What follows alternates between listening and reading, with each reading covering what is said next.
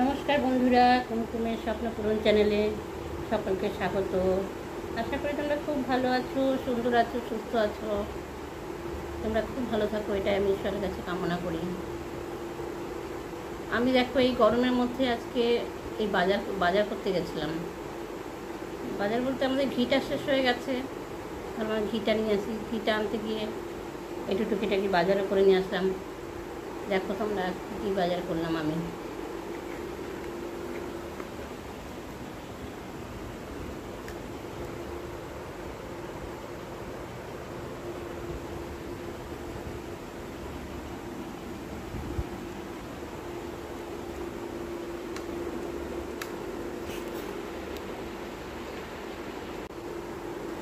বাজারে গেলাম ঠিকই, রাস্তাতে তো অসহ্য গরম, যা রোদ্দুর পড়েছে, প্রচুর গরম, মানে দম বেরিয়ে যাবে এই গরমে।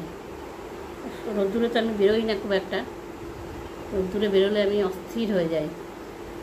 বাড়িতে এসে একদম এসি চালিয়ে দিয়েছি, তার সঙ্গে পাখাও চালিয়েছি, প্রচণ্ড গরম লাগছে আমার। এই এবার আনাজ কাটবো। আজকে করব কলমি শাক ভাজা,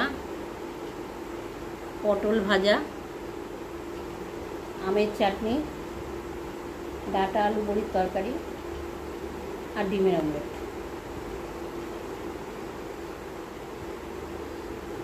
আর পরে হয়তো আমার ছেলে যখন আসবে, যদি বলে বেগুনি খাবো, তাহলে একটু বেগুনি ভেজে দেবো।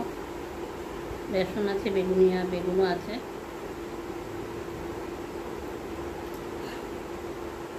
ঠিক আছে, দেখি এবার কী রান্না করি। এই দিদিটা একটা আশ্রম থেকে আসে, সপ্তাহে একদিনই আসে, কিন্তু এখন অনেক দিন হয়ে গেল আসেনি, অনেক দিন পরে আবার এসছে আজকে। ভাত আর মাছের ঝোল দিয়েছি, এই যে মাছের ঝোল খায়নি, মাছের ঝোলটা আবার নিয়ে যাচ্ছে।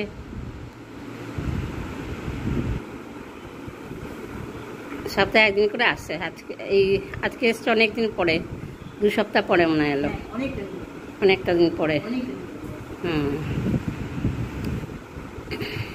শাকটা কাটা হয়ে গেছে, শাকটা কাটা হয়েছে। আমাদের গোল্ডিটা দেখো না, কতদিন হয়ে গেল খাচ্ছে না কিছু, 7-8 দিন হয়ে গেল, একদম কিছুই খাচ্ছে না। রাত্রিবেলার দিকে হয়তো মাংসটা বেশি খেয়ে নিচ্ছে, ব্যাস। এই এত গরম না, গরমের জন্য কারোর বাড়ির গোল্ডি মানে ডগিরাই খাচ্ছে না। এই গরমের জন্য কী যে হবে কে জানে বাবা, অস্বাভাবিক গরম পড়েছে। এসি চালিয়ে দিয়েছি বলে গোল্ডি কিরম ঘুমোচ্ছে দেখো, এসি চালিয়েছি বলে গোল্ডি একেবারে টান টান হয়ে শুয়ে পড়েছে এসিতে। খালি এসি চললেই হয়েছে। দেখো বন্ধুরা, আমার রান্না হয়ে গেছে। কলমি শাক ভাজা, ডাঁটা আলু বড়ির তরকারি, পটল ভাজা, ডাল, আমের চাটনি। ডিমটা বাকি আছে, ডিমটা পরে অমলেট করব, আমার ছেলে ডিউটি থেকে ফিরলে তারপরে করব।